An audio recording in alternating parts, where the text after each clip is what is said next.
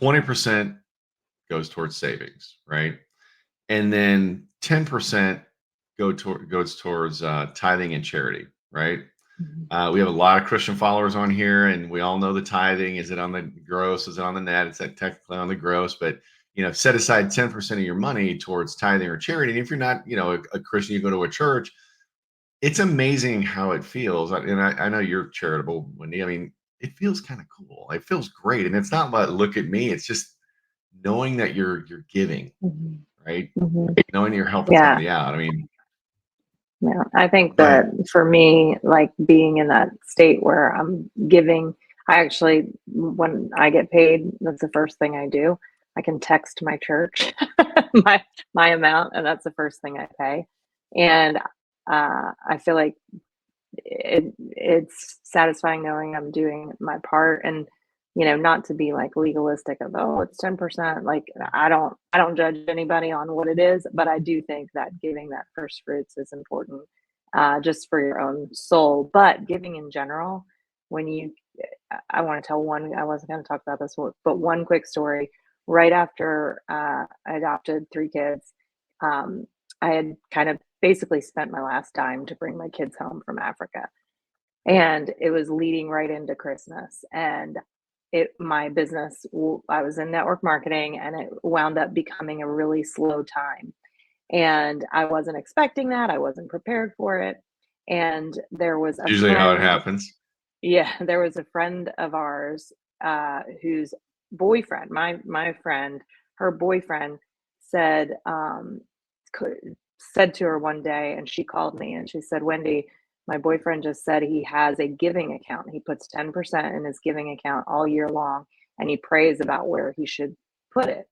And your name came up today, and he said, does Wendy need help with her kids for Christmas? Because I want to give her what's in that account. And it was just the craziest thing, because I didn't express to anybody that we were struggling, with Christmas, Mm. and, their first Christmas here. And I'm like, I don't know how we're going to even get presents this year. Not that that's what it's about, but, and then to have somebody, and he was like, I was so grateful, and just tell him, thank you so much. And he's like, Wendy, this is like a blessing for me. Right. And that's what it is. It comes back to, it feels good to be able to give Yeah. to others. It's a blessing for us as much as it is for them.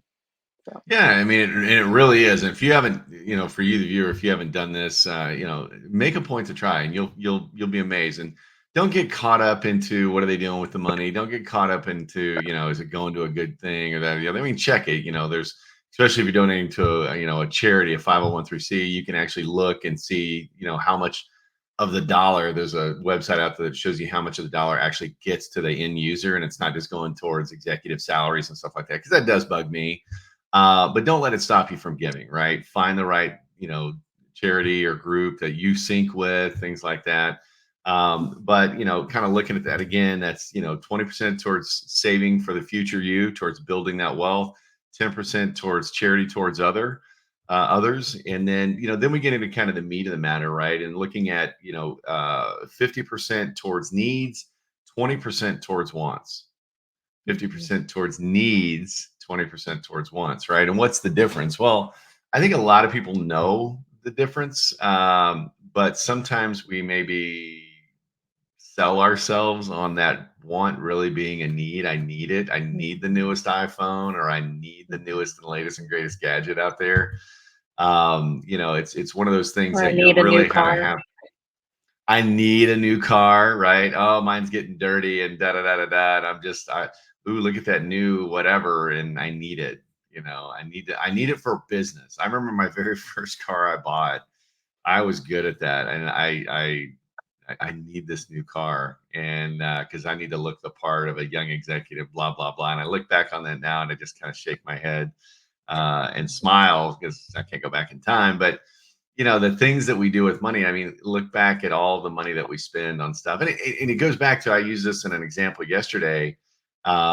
If you have a little extra spending money a day, and I'm talking a little, like $13.70, right? If you spend that every day on whatever, lunch out, coffee, it adds up fairly quickly, right? 13.70. If you take that money every day for a year, you're going to have $5,000 at the end of the year, a little over that, but we'll just say 5 grand. If I grow that and do that every year, you're going to end up with, by the time you hit retirement, and this is over like a 20-year period, just 1370 a day, right? You're going to end up with over $250 million. I mean, it's crazy. And that's just money. So it goes back to being intentional, right?